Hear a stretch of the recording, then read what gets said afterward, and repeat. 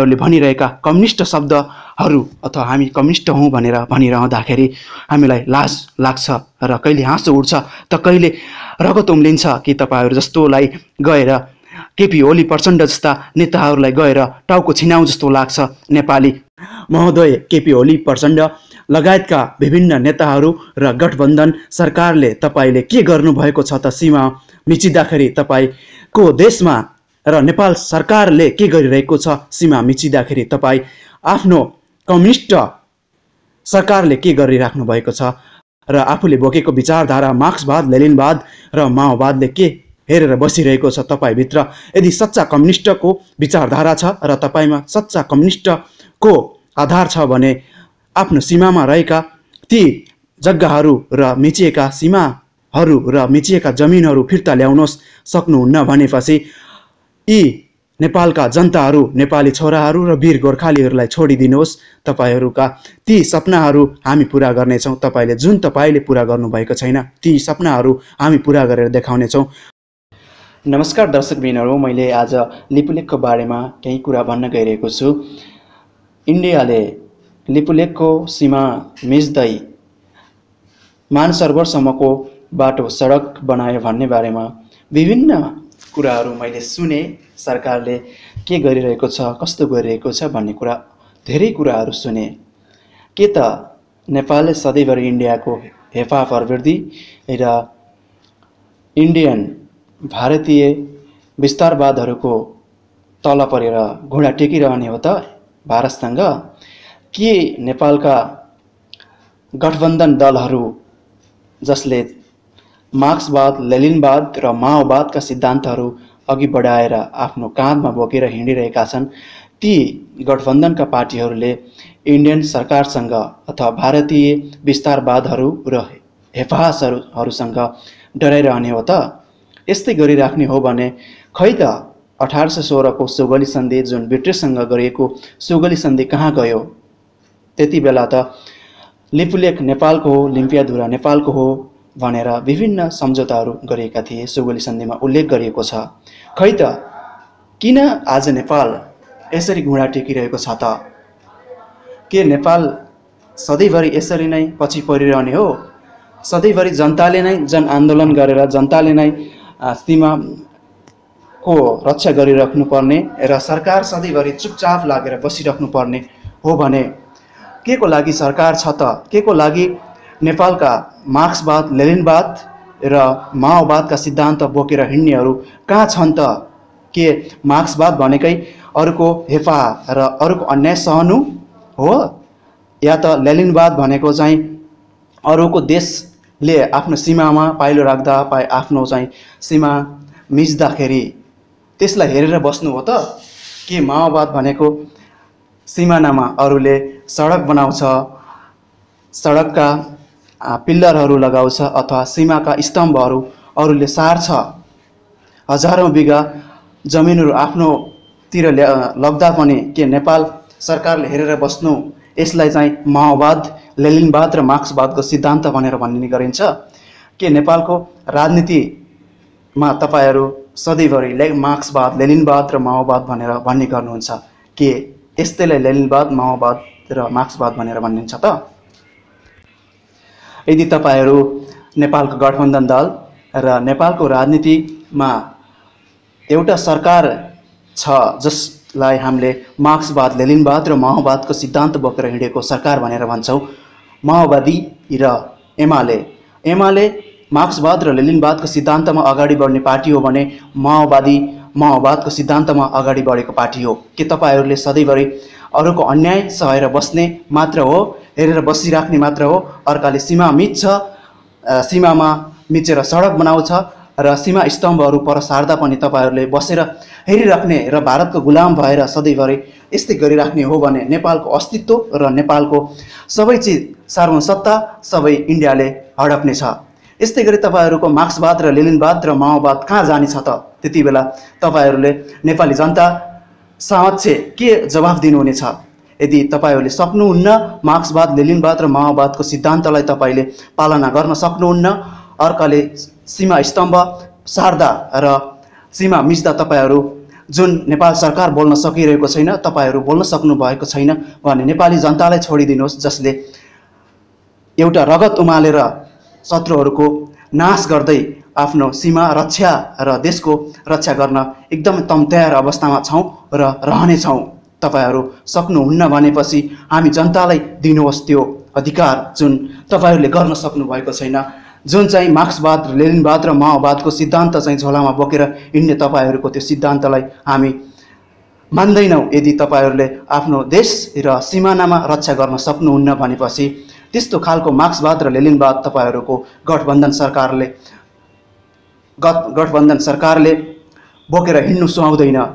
महोदय, तपाईँहरू प्रचण्ड, केपी ओली जस्ता महोदयहरू एकदमै माननीय सम्माननीय नेताहरू, प्रधानमन्त्रीज्यूहरू इन्डिया गएर नरेन्द्र मोदीसँग भेटेर तपाईँहरूले आफ्नो देशका सीमा र स्तम्भहरू र सीमा रक्षाको कुराहरू गर्न सक्नुहुन्न भनेपछि तपाईँहरू आफ्नो पदबाट राजीनामा दिनुहोस् र जुन तपाईँहरूको सरकार छ त्यसलाई छोडेर जानुहोस्। जुन सरकारले तपाईँहरूको हामी नेपालीहरूको र देशको सुरक्षा गर्न चाहँदैन अथवा चाहिँ गर्न सक्दैन, त्यस्तो खालको सरकार हामीलाई चाहिएको पनि छैन। यदि तपाईँहरूले सीमा रक्षा गर्न सक्नुहुन्न भनेपछि हामी जनताहरू छौँ, युवा फोर्सहरू छौँ नेपालमा, ती जनताहरूलाई सुम्पिदिनुहोस् देश र देशको एउटा बलिदान दिनै परोस् अथवा चाहिँ त्यो सीमामा गएर सिधै गोली खान किन नपरोस्। हामी जनताहरू तयार छौँ र तपाईँहरू जस्तो त्यो मार्क्सवाद, लेनिनवाद र माओवादका सिद्धान्तहरू बोकेर अर्काको सामने घुँडा टेकेर अन्यायलाई सहेर बस्ने हामी नेपालीको बानी छैन। तपाईँहरू जुन एउटा राजनीति एकदमै घिनौनो खालको राजनीति गरेर बसिराख्नु भएको छ, त्यस्तो खालको राजनीति हामीलाई चाहिएको पनि छैन। जुन सरकारले आफ्नो देश र देशमा रहेको जनता र मातृभूमिलाई बचाउन सक्दैन, सीमा सुरक्षा सधैँभरि खुकुलो बनाउँदै अर्काको देशको अगाडि, अन्यायको अगाडि घुँडा टेक्छ, त्यस्तो खालको सरकार हामीलाई चाहिएको छैन। राजनीतिले गर्दाखेरि तपाईँहरूसँग कम्युनिस्टको एउटा आत्मबल, एउटा कम्युनिस्ट हो भन्ने कुरा पनि हामीले भुल्नुपर्ने अवस्था भइसकेको छ। अथवा तपाईँहरूले कम्युनिस्ट हो भनेर भन्नु पनि एउटा पाप हो। यानि कि तपाईँहरूले कम्युनिस्ट भनेर पनि आफूलाई कहल्याउनको लागि सुहाउँदैन, कमरेड भनेर तपाईँहरूलाई बोलाउन पनि सुहाउँदैन, किनकि तपाईँहरूसँग त्यो कम्युनिस्ट विचारधारा छैन। अरूको अगाडि शिर झुकाएर भारतीय विस्तारवादहरूसँग डराएर आफ्नो सीमामा मिचिरहँदा पनि, भारतीय विस्तारवादहरूले सीमा मिचिरहँदा पनि तपाईँहरू ठुलो ठुलो हेरेर मात्र बसिरहनु भएको छ र आफूले बोकेको विचारधारा मार्क्सवाद, लेनिनवाद र माओवादले के हेरेर बसिरहेको छ तपाईँभित्र।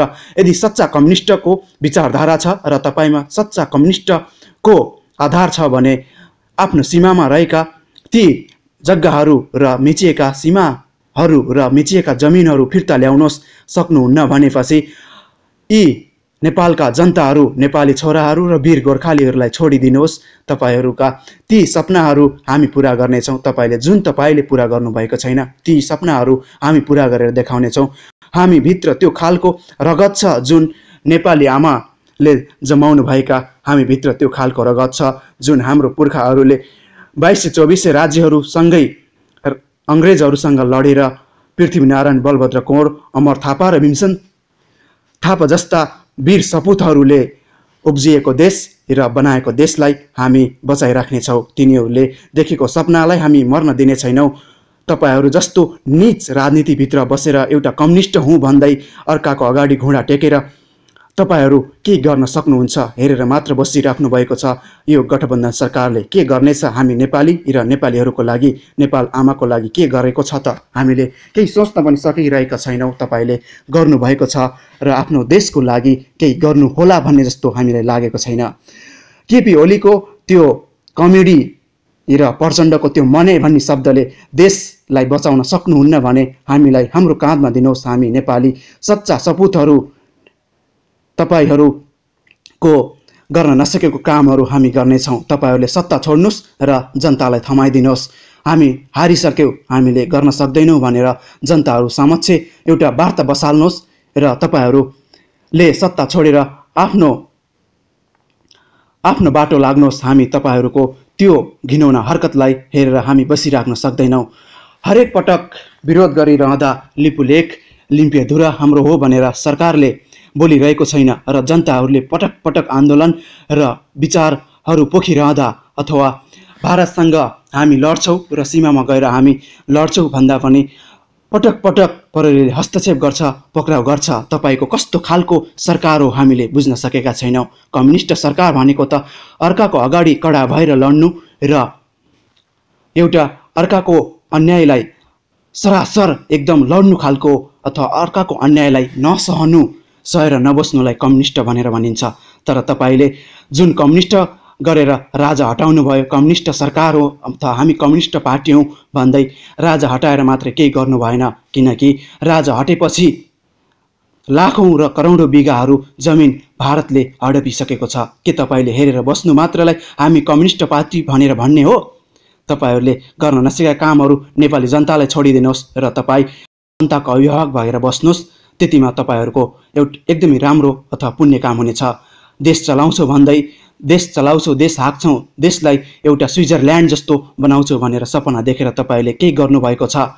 एउटा भोका नाङ्गाहरू हिजो पनि नाङ्गै थिए र आज पनि नाङ्गै छन् र भोलि पनि नाङ्गै हुनेछन् जबसम्म तपाईँहरू कम्युनिस्ट पार्टीहरू नेपालमा हुनुहुनेछ र तपाईँहरूले एउटा गठबन्धन बनाएर सरकारलाई जनताको आँखामा छारो हालेर जुन काम गरेर राजनीति सत्तामा बसिराख्नु भएको छ अथवा भारतीय विस्तारवादहरूसँग मिलेर आफ्नो देशमा भएका विभिन्न सीमा स्तम्भहरू र सीमा नाकाहरूमा सीमा मिचिँदा पनि तपाईँहरू केही बोल्न सक्नुहुन्न। तपाईँलाई हामीले के कम्युनिस्ट भन्ने या त तपाईँलाई के लेनिनवाद, मार्क्सवाद र माओवादको सिद्धान्त बोकेको सरकार भनेर भन्न मिल्छ हामीले? तपाईँहरू सक्नुहुन्न, किनकि तपाईँहरूसँग त्यो खालको विचारधारा छैन। हिजो पनि थिएन, आज पनि छैन र भोलि पनि हुने छैन। तपाईँहरू जस्तो एउटा घिनौना राजनीति गरेर बस्ने तपाईँको जस्तो सरकारले केही गर्नेवाला छैन। हामी जनतालाई दिनुहोस् यो देशको शासन र त्यस्ता शासनहरू जुन हामीले चलाउनेछौँ जस्तो खालको तपाईँहरूले सोच्नु पनि भएको थिएन, जुन हामी गरेर देखाउनेछौँ। एउटा 1 इन्च पनि सीमा मिचिँदा हामी त्यो ठाउँमा गएर जल्दो बल्दो तरिकाले अथवा सम्पूर्ण नेपाली मिलेर लड्नेछौँ र त्यो खालको एउटा भारतीय विस्तारवादहरूलाई तल पार्न अवश्य हामी सफल हुनेछौँ। तपाईँ जस्तो राजनीति गर्नुभएको छ त्यो राजनीतिलाई हामी एकदमै नराम्रो तरिकाले हेरिरहेका छौँ र तपाईँको मार्क्सवाद र लेनिनवाद भन्ने शब्दलाई हामीले एकदमै घृणा गर्छौँ, किनकि तपाईँहरूले ठुलो मात्र हेरेर बसिरहेको सरकारले केही गर्न सक्दैन र हामी नेपाली र हाम्रो देश नेपालको लागि तपाईँको जस्तो सरकार अथवा मार्क्सवाद लेनिनवादको खोक्रो ओढेर अथवा खोल ओढेर अर्काको देशलाई आफ्नो देशको जग्गा र सीमा नाकाहरू मिच्न दिने तपाईँको सरकारले केही गर्नेवाला छैन। तपाईँहरूको लागि यो धरतीको बोझ मात्र जुन तपाईँको सरकार छ त्यो धरतीको बोझ मात्र हो, किनकि तपाईँहरू जस्तो मान्छे सत्तामा पुग्नु र सरकार चलाउनु भनेको नै हाम्रो लागि अभिशाप बनिरहेको छ। किनकि तपाईँहरू जस्तो सरकारले जुन वाम गठबन्धनको सरकार आयो तबबाट लिपुलेक, लिम्पियाधुरा, सुस्ता लगायतका ठाउँहरूमा लाखौँ बिघा जमिनहरू भारतले हडपिसकेको छ। के 1816 को सुगुली सन्धिमा लेखिएको छैन लिम्पियाधुरा, लिपुलेक हाम्रो होइन भनेर? कि दार्चुला जिल्ला नै नेपालको होइन भनेर भन्नुहोस्, या त दार्चुला जिल्लासँग जोडिएको लिपुलेक, दार्चुला जिल्लामा रहेको लिपुलेकलाई आफ्नो हो भनेर बचाउनुहोस्। 1816 को सुगुली सन्धिलाई पालना गर्नुहुन्छ या गर्नु हुँदैन भन्ने कुरा तपाईँको हातमा हुने कुरा हो। तर तपाईँहरू जस्तो भारतीय विस्तारवादहरूसँग मिलेको सरकारले केही गर्नुहुन्छ भन्ने जस्तो हामीले लाग्दैन, किनकि तपाईँहरू जस्तो घुँडा टेकेर अर्काको देशलाई हेरेर बस्ने र अर्काको देशको शासन सत्ता के कस्तो छ भनेर मात्र बुझ्ने र आफ्नो देशमा केही सुधार गर्न नचाहने जस्तो सरकारले के गर्ला भनेर हामी नेपालीहरूले आश गर्ने त? के तपाईँको यस्तै खालको विचारधाराले देश बन्ने छ त? के तपाईँको यस्तै विचारधाराले गर्दा यो देशले उन्मुक्ति पाउनेछ अथवा मिचिएका लाखौँ बिघाहरू जमिन अथवा सीमाहरू नेपालले फिर्ता पाउनेछ त? अवश्य पनि पाउने छैन। तपाईँहरू भनेका एउटा अर्काको देशले सीमा मिच्दाखेरि ठुलो हेरेर मात्र बस्ने र भारतीय विस्तारवादको एउटा सपोर्टमा तपाईँहरू चल्ने, एउटा भारतको गुलामी भएर तपाईँहरूले देश हाँक्ने सपना देख्ने तपाईँहरूको एकदमै ठुलो गल्ती छ, किनकि तपाईँहरूलाई कम्युनिस्ट भन्न सुहाउँदैन। हामी कम्युनिस्ट हौँ भनेर भनिरहँदाखेरि हामीलाई लाज लाग्छ र कहिले हाँसो उठ्छ त कहिले रगत उम्लिन्छ कि तपाईँहरू जस्तोलाई गएर केपी ओली प्रचण्ड जस्ता नेताहरूलाई गएर टाउको छिनाउ जस्तो लाग्छ। नेपाली वीर गोर्खालीको एउटा सान खुकुरी बोकेर तपाईँहरूको टाउको छिनाउ जस्तो लाग्छ। तर के गर्नु, यो तपाईहरू जस्तो भारतीय विस्तारवादहरूसँग मिलेर बसिरहेको सरकारले हामीलाई न त सीमा नाकामा जान दिन्छ न त सिंहदरबारमै पस्न दिन्छ। किनकि त्यस्तो गर्दै गयो भने पुलिसले हामीलाई समातेर अथवा हामीले गरेका विरोध र्यालीहरू जुन सकारात्मक थिए र छन् त्यस्ता विरोधहरू सकारात्मक विरोधहरूलाई प्रहरीको सहायताबाट तपाईँहरूले एकदमै दुष्परिणाम स्वरूप प्रहरी खोलमा लगेर जाक्नुहुन्छ र तिनीहरूलाई एकदमै तल दबाउने काम गर्नुहुन्छ। तपाईँहरूको जस्तो सरकार हामीलाई चाहिएको छैन। जनतालाई दिनुहोस् यो शासन, हामी गर्नेछौँ सीमाको रक्षा, देशको सुरक्षा, साथै तपाईँहरूले सोच्न नसकेका कामहरू हामी नेपाली जनताले गरेर देखाउनेछौँ। जुन 1816मा सुगौली सन्धिमा उल्लेख गरिएका कुराहरू जुन नेपालले आफ्नो देशको भूमि लिपुलेक लिम्पियाधुरा लगायतका ठाउँहरू आफ्नो देशको हो भन्दै पनि आजसम्म के हेरेर बसिरहेको छ? के नेपाल सरकार अन्तर्राष्ट्रिय अदालत र संयुक्त राष्ट्र सङ्घको अदालतमा गएर अथवा चाहिँ संयुक्त राष्ट्र सङ्घमा गएर कुरा राख्न सक्दैन? सीमा सुरक्षा र सीमाको विवाद सुल्झाउनको लागि के अन्तर्राष्ट्रिय अदालतसम्म अथवा अन्तर्राष्ट्रिय संस्थासँग यसले कुरा गर्न सक्छ कि सक्दैन?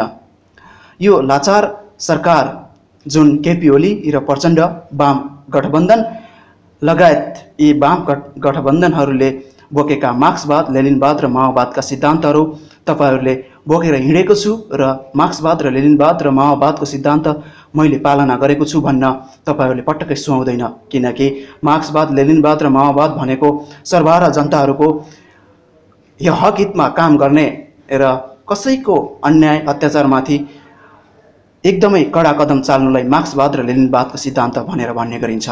तपाईँहरूले जुन यस्तो खालको नीच काम गरिराख्नु भएको छ, जुन चाहिँ आफ्नो देशको लाखौँ हजारौँ बिघा जमिन अर्को देशले लग्दा पनि तपाईँहरू हेरेर बसिराख्नु भएको छ, घुँडा टेकिराख्नु भएको छ। त्यस्तो खालको सरकारलाई हामीले के उपनाम दिने?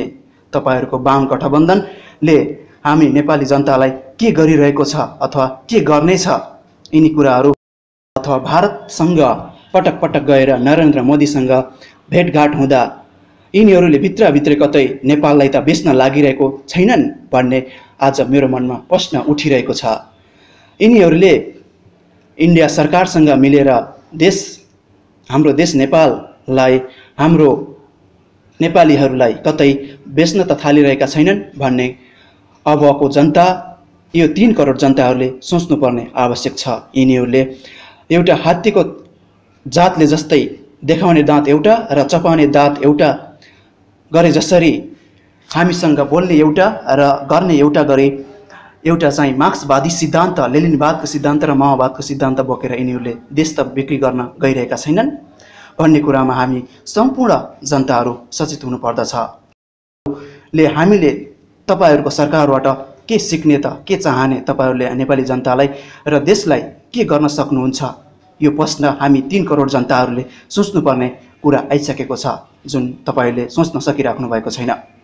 यति भन्दै आजको यो भिडियोलाई जति सक्दो सेयर गरेर सम्पूर्ण साथीहरूले सम्बन्धित निकाय र सम्पूर्ण नेपाली जनताहरूमा पुर्याउने प्रयास गर्नुहोला भन्दै आजको लिपुलेकको बारेमा यही कुरा यहीँ टुङ्गाउँछु। हस्त नमस्ते। रोचक जानकारी च्यानललाई सब्सक्राइब गर्न नभुल्नुहोला भन्दै आजको भिडियोबाट बिदा हुन चाहन्छु। फेरि भेटौँला अर्को भिडियोमा। नमस्ते।